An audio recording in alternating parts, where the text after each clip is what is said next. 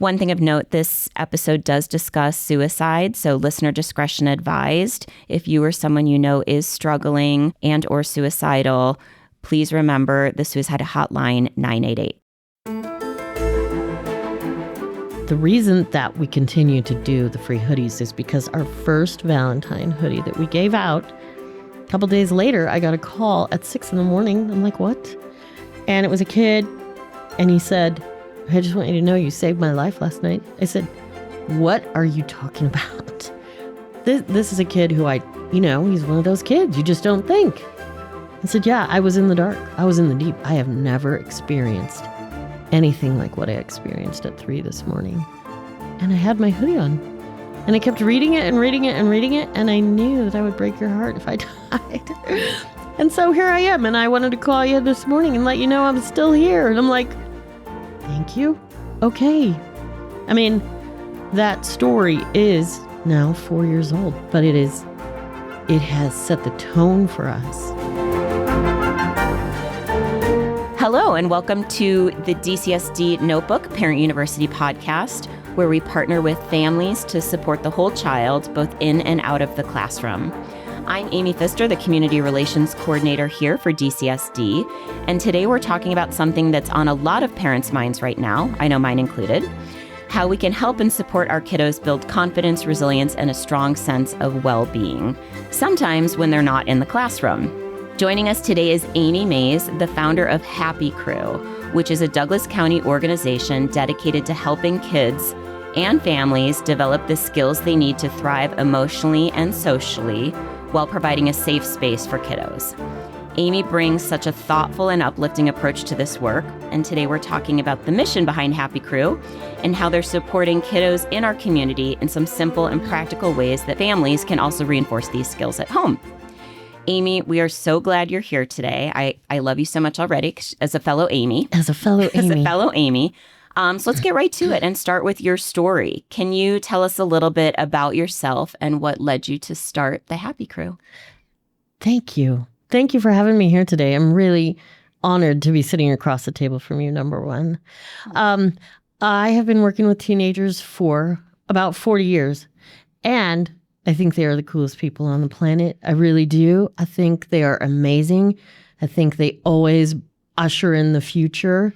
They are our legacy builders, right? So I started in a church for 10 years. I was a youth director, loved that. My husband said, hey, I think it's time to have some of our own.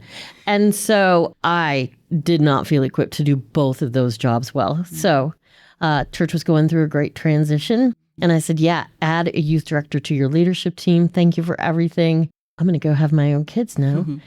And the students that I worked with in youth group didn't quite get the message. And they kept coming to the house. What are we going to do today? I was like, okay, well, we'll figure something out. And my children, I have 2, Cole and Meg, and they were privileged to be mentored their whole lives by these amazing kids that we knew, these teenagers that we knew. And they were phenomenal. So then we just started, the kids that were coming to the house said, there's so much in Douglas County of these peers of ours sitting in parking lots.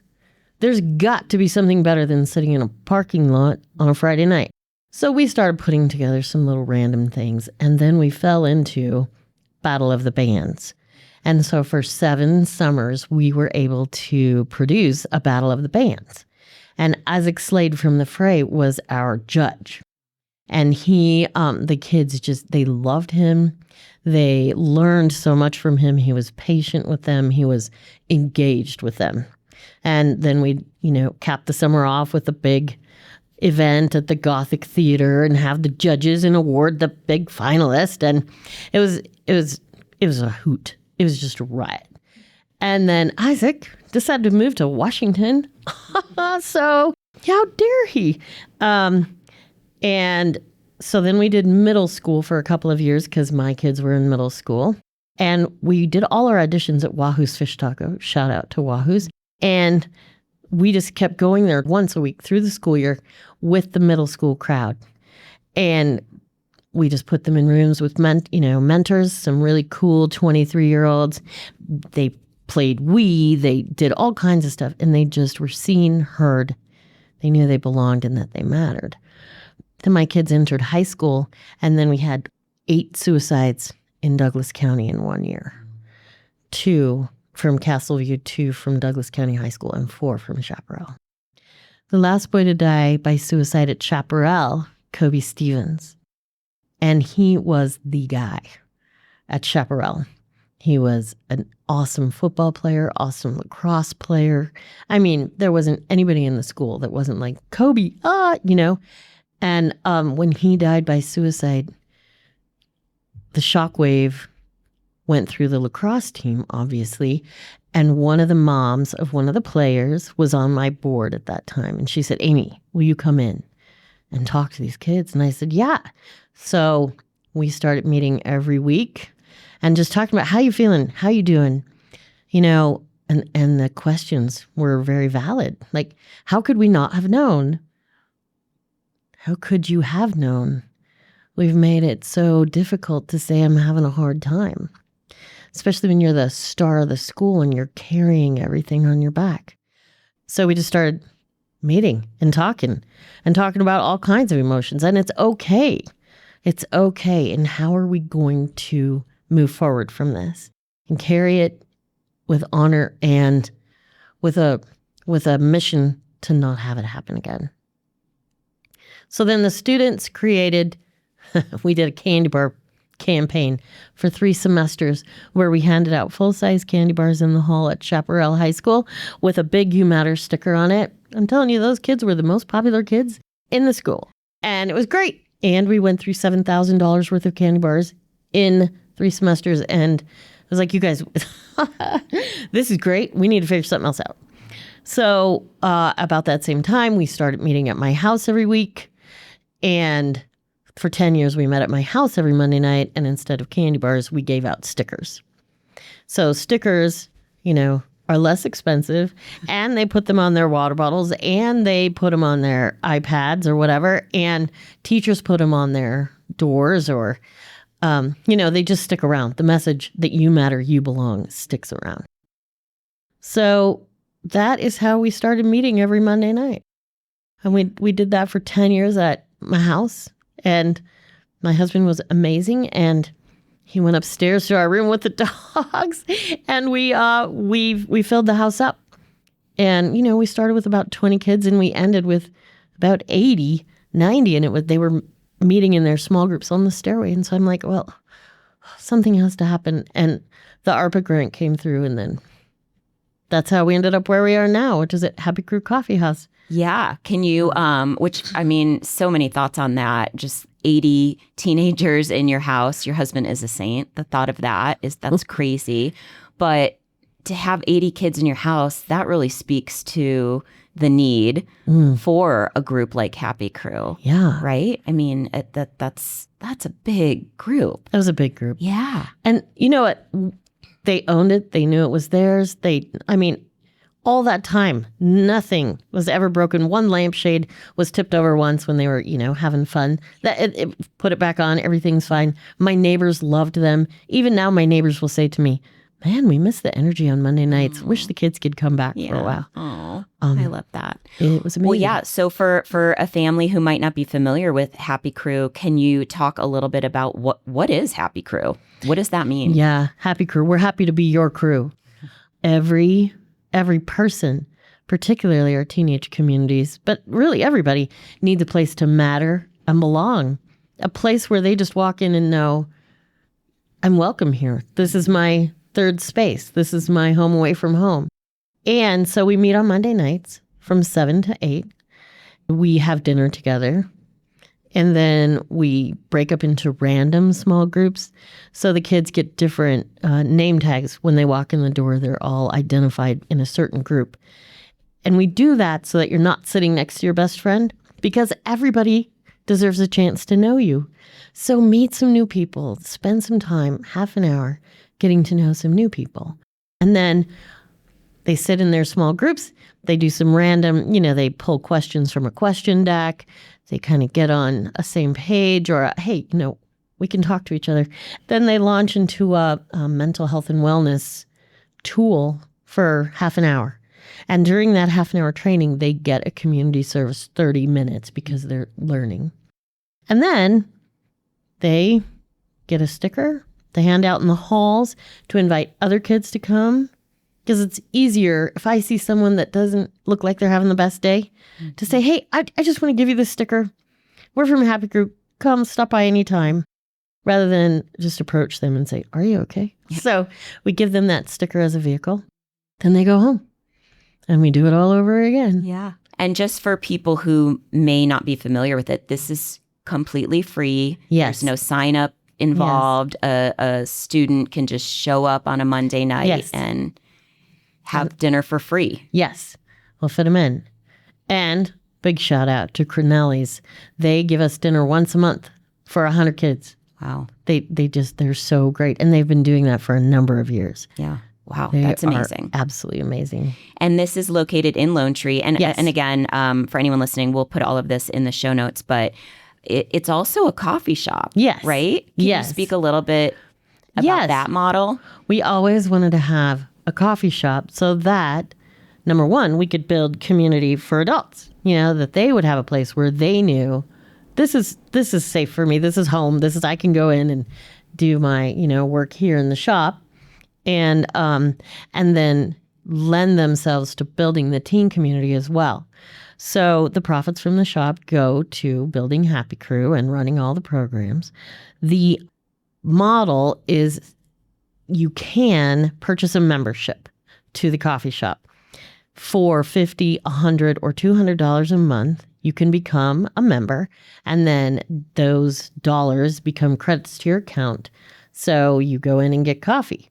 If, say, you have a $100 membership and you only use $50 worth of your membership on coffee or bringing a friend or having a little meeting, the other $50 automatically becomes a donation to Happy Crew.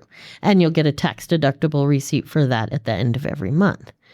So we're building community, we're serving great coffee, we're pulling people in, and we're giving them an opportunity to take what they're getting and share it in a really positive, productive way to the teenagers in the community. I love that. And it's open Monday through Saturday, is that? We're open every day. Every day. Yeah, Monday through Friday, 7 to 3. Saturday and Sunday, 7 to noon for now. We may expand that in the future. And we're just launching corporate memberships. And so corporations can buy a membership, give their phone number out to a certain number of employees, and they can use it to have meetings or to create community as well. I love that. It's a great model. Thank you. I want to go back to one of the things that you mentioned earlier when you were talking about when Happy Crew really kind of came to be. Mm-hmm. What need were you seeing in kids or in families that Happy Crew really kind of came to be around designed to support those families? Yeah. Douglas County has a significantly higher suicide rate and depression rate than the rest of the U.S., and we wanted to say, well, let's change that. And families need help in talking to their kids about tough subjects. We want to make it really approachable. We want to make it really easy to talk about at home. We want to make it really easy for kids to communicate how they're feeling with their peers and their parents and make it okay. Suicide is a topic that's very scary for parents. How do I talk about that with my children? I don't want to push them that way. I don't want to accuse them of something that they may not even be thinking about. And so we openly talk with the students about, hey, if you're having the thought, everybody would be better off without me. Stop. Think about that. That's a thought. It's not a fact. So make the differentiation and then talk to somebody. Is it like the first time you've thought it? Okay, you're not alone, baby. Everyone on the planet has had that thought. And how you respond to it. And the sooner you're able to share, I'm having a really rough day and this random thought entered my head. Oh my goodness. Then your friends can come alongside and say, you know what? You're not alone. And here's how I deal with tough thoughts. Here's what Happy Crew does. Here's how we can navigate this together. You're not alone. And for parents, we encourage them periodically, just check in with your kids and every now and then say, hey, I saw about a suicide in the paper last week, or it was in a movie or whatever. What are your thoughts on that? How do you and your friends deal with those kinds of issues? How do you talk about them? How can I be here for you? How can I support you? Because, hey, I am here to hear all of your joys and your difficult days without judgment, without punishment. I'm just here to help walk you through some of this stuff. And when we can keep it on that really calm level, it can be transformed quickly. Yeah. Well, it's normalizing and verbalizing things that's not always easy for kids today to do, right? I mean, communication is, in the world we live in with technology, kids are communicating on their devices more so than coming out and saying, I had a hard day, And so for you to have and create a safe space for them to do that and normalize those conversations, I think is huge. Thank you. Yeah, we really want to make it normal to talk about all the things and to learn how to communicate from a position of self-ownership. I'm owning these things. I'm owning that I'm sorry. I'm owning that, yeah, you caught me gossiping about you. And that really is cruddy. And I'm really sorry. And how can we restore this relationship? Whatever those things are. I mean, we talk a lot about self-ownership, not being a victim, not being a bully, and how to just take your voice and impact the world. So in that work, because it sounds so transformative, what does that look like? Do you see kiddos having aha moments when they're in these groups? Oh, sure. Oh, sure. You see it all. Some of them are like, oh, I get it. And some of them are like, they got to go home. They got to think about it. They got to try it out. They got to test it out. When we're in Happy Crew, when we're learning about these things, we intentionally use tactokinetic learning. So we'll get out Play-Doh and form it. We will use whiteboards and do comic strips. We will take Polaroid pictures and write little things underneath them, things to make these tools stick. And then a lot of times they just, they take them home, and then a couple of weeks later they'll say, you know what, I used that thing the other day and it really did work. And so, yeah, there are aha moments, and there are many more internalizing, okay, got that in my pocket. Another tool in the toolbox. Yeah. Yeah, that's great. How do you partner with, or do you partner with parents or caregivers of the students that come to Happy Crew? We have held a couple of parent meetings. Mm-hmm. We try to do 2 a year. I hate that word, try. Try is an excuse word. We hold 2 parent meetings a year just to let parents know what we're up to, the resources that we have, how we can help. Why do you think the work that you're doing at Happy Crew is so important right now? Ooh. Is that a loaded question? Yeah.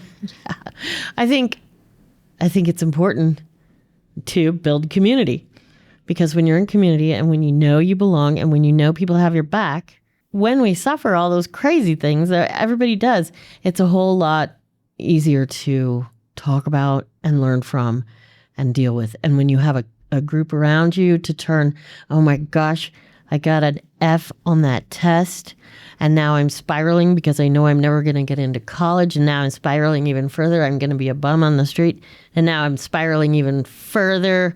Well, what should I do? Do I call it here? Let's back up. Let's take it to the F. It's a day, okay? It's one moment in time. It's not the rest of your life. It's one moment. So let's see that clearly for what it is. And then we can work on that. What'd you learn? Did you learn you got to study a little more? Did you learn you got to talk to your teacher because you didn't understand it? Did you learn, I just don't like this class, but I've got to do something because my ultimate goal is to graduate? So I don't know if that answered your question. Yeah, no, absolutely. I think that that's such a good, you really kind of dial it back to square one. Yeah. And let's look at the issue at hand. Yeah, exactly. Right. Exactly. And so in these Monday night groups, I'm assuming it's not you leading. No. We are all student-driven, student-led. The students lead the students. It's definitely peer-to-peer. And clearly, it's not professional counseling. We never, ever, ever make that claim. But it's great peer-to-peer interaction.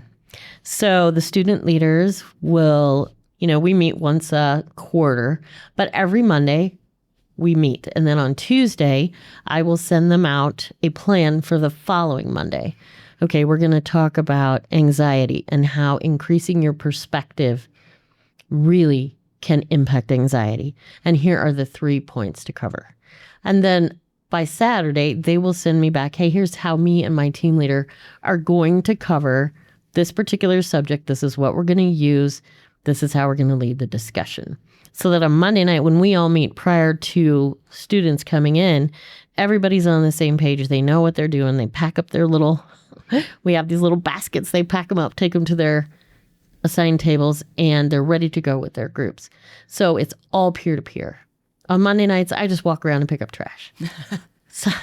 And sometimes I'll pause and be like, oh, this sounds like such a cool discussion. Can I sit with you guys for a minute? And they're always like, yeah, come on, sit down. And they're also very clear to be like, and are you moving on now? So they really own it. They really do an amazing job.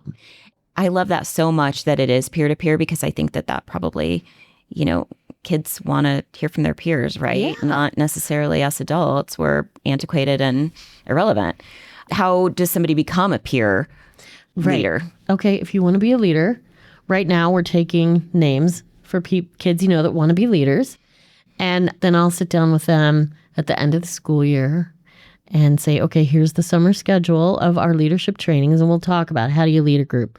What do you do if something's off the rails? When do you call me in? How do you deal with a kid who you think might be suicidal? Here's all the things that you might run into, so let's talk about it. And then we meet all summer. And then at the end of the summer, if they still want to be a leader, here you go. Here's your t-shirt. Here's your assigned table. Go for it. And it works out really great. If students want to lead, and if they have that heart to really listen, then, there's no other qualifications. Sometimes at the end of the summer, they're like, oh my gosh, I'm going to wait a year. Great. You know what? Whatever works for you. Mm-hmm. That's great. And they're not meeting with the same group all the time, right? No. Which I think that's so important to highlight too, is it's always new faces, new stories, new challenges, new. Mm-hmm. And it sounds like the leaders are invested and they really own the program. Yeah, they do. They do. Do you have an example of a Happy Cruise success story? Oh, I got a lot of examples. One of my favorite would be every year for Valentine's Day. That's like Happy Cruise major holiday. Because Valentine's Day shows significant opportunity for being sad and depressed. I'm alone. I don't have a Valentine. Nobody loves me. So we want to make sure every student knows we love you. You have a space here. We're your Valentine. Will you be our Valentine? So we go bananas on Valentine's Day. Student leaders design hoodies that are really spectacular, and they remind kids you matter, you belong. We write a message on the sleeve that says, hey, we're your tribe. We're here. We care about you. And every student that comes on Valentine's Day gets a free hoodie, as well as Chick-fil-A. Woohoo, their favorite. We'll have donuts. We'll have a ton of helium balloons. And we have little Valentine cards that they write and give to each other. So Valentine's Day is really big. And the reason that we continue to do the free hoodies is because our first Valentine hoodie that we gave out, a couple days later, I got a call at 6 a.m. I'm like, what? And it was a kid. And he said, I just want you to know you saved my life last night. I said, what are you talking about? This is a kid who he's one of those kids you just don't think. I said, yeah, I was in the dark. I was in the deep. I have never experienced anything like what I experienced at 3 this morning. And I had my hoodie on. And I kept reading it and reading it and reading it. And I knew that I would break your heart if I died. And so here I am. And I wanted to call you this morning and let you know I'm still here. And I'm like, thank you. Okay. I mean, that story is now 4 years old, but it has set the tone for us for all these Valentine's Days that have, and it's what happens. It's what happens. And I have a ton of other stories. That's just one. That's wow. That is a great story. It is a great story. Yeah.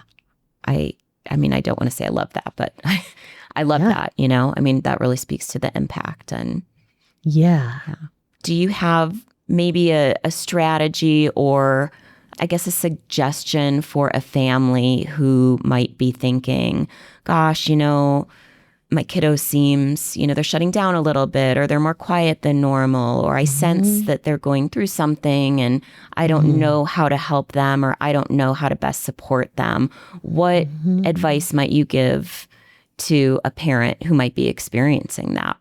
So thank you for that question. My advice to that, and we all go through it, right?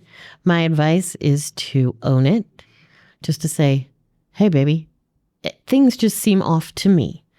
I'm picking this up. It may or may not be true. This is what I'm seeing. And am I seeing it correctly? And if you want to share something with me, I promise you I'm just here to listen. And one of the best things parents can do is listen to learn. One of the best things all of us can do is listen to learn instead of listening to respond. And parents, but no parent likes to see their child suffer. We all want to fix anything that's going on. We want to protect. My beautiful, amazing daughter is 28 years old, 29 years old now. And she was telling me in the car yesterday about I have to replace my tires and it's going to be this much money. And the child is successful. She's able. And my initial response was, oh my gosh, how can I help you? Oh, do you need money from me? Do you need, Mom, I've got it. I just want you to know, it kind of took my breath away to have to pay for those tires. You're right, babe. That was a really big bummer. Yes, it was. Thanks. We move on, but my whole attitude is, I want to rescue you. She doesn't need rescuing. But she does need listening now and then. That's so true. Gosh, what a good reminder. I do that all the time. We want to fix and help and save the day and spare them from any pains or suffering that we experienced. And we are who we are because of the pain and suffering and the experiences we've had. Right. Right. You can live through those things. Absolutely. We can do hard things. Absolutely. How can a family or school or student get involved with Happy Crew if they want to? Just show up. Monday night, 7:00. The kids are usually down in the parking lot welcoming everybody. And we come in at 7, eat dinner, and we roll till 8. And if you're a kiddo who, that might be a big leap to just show up to a space that they don't know. They don't know that who's going to be there. They don't know. They don't know, right? We like to walk into things that feel safe and comfortable. Right. What advice would you give to them or their parent for that? Yeah, call me or text me. Text is absolutely the best way to reach me. Text me and just say, hey, I want to drop my student off tonight and they're very shy. I just want you to know. And then I'll grab one of my student leaders and say, hey, look for this person and we'll stand in a certain part of the parking lot and the parent can, sort of on the sly, hey, let's meet this kid. Oh, yeah. And, go on up. Welcome that kiddo in. Yeah, so kind of eases that. Sure. I love that. And we will absolutely include, I don't know, are you sure you want us to include your cell phone? But we'll definitely, we can include that it's on the website. Oh, okay. Well, then it's out there. But we'll include all of those things in the show notes. Are there any events or programs or resources coming up with Happy Crew that we should know about? Happy Crew on Monday night. We have just 2 sessions left. So I don't know when this will air, but that may be over because we close down for the summer on Monday nights. But we are going to have some special events, and thehappycrew.org is the best way to find out what's on the calendar. And then April 19th, it's a Sunday afternoon, we're going to be at Prairie Sky Park from 2 to 6 with the Lone Tree Youth Commission. And we're just going to have a mental, relax, kickoff, chill out day before the last couple weeks of school hit. We're going to have yard games. We're going to have a food truck. Mark Randall from the Nuggets will come in and give students a pep talk. It's gonna be just really chill and really relaxed and really fun. And we have a special guest coming, Carter Hampton, who is a 16-year-old, just an amazing kid with an amazing story, really in a fragile part of life. And so we're doing a fundraiser for Carter to help him go to London, to give him that experience with his family. So he'll be there to meet kids and talk to kids and allow students to have a place to give back. Like, oh, yeah, I want to support you and your dream and care about you. And the truth is, we just don't know how long Carter's lifespan is. But yeah, so that'll be a cool part of that too. Absolutely. It's a full circle afternoon. Lots of cool stuff going on. Love a full circle. Love a full circle. So just to back up a sec, Happy Crew will shut down on Monday nights over the summer, but the coffee shop will still be open. Oh, coffee shop is open every day. That stays open. So if anyone wants to pop in over the summer and check it out, and it is still, a hangout space. Is that accurate? Okay. Absolutely. We have guitars hanging on our wall. We have a piano. We're going to have some games. I don't know anything about games, but I've got an expert on a big platform game that 8 people could play at once on the screen that we have in there. And, we have regular board games. Yeah, we want to be a place where anybody can come and hang out for the afternoon and just feel like, oh, I'm seen, I belong here, this is comfortable. Right now, Happy Crew just supports high schoolers. Do you see at some point that leading down into the middle school ages? Yes. Okay. In the fall, we're going to have a middle school program on Wednesday nights. And we'll be announcing that probably through you all. We're here for it. We're here for it. We'll do it. Yeah. We'll do it. I love that. Because it's never too young to start having these conversations. Yes. And learning to, I'm feeling something. Let's talk about what I'm feeling instead of middle school. I think is a great proving ground, and it's where a lot of bullying occurs.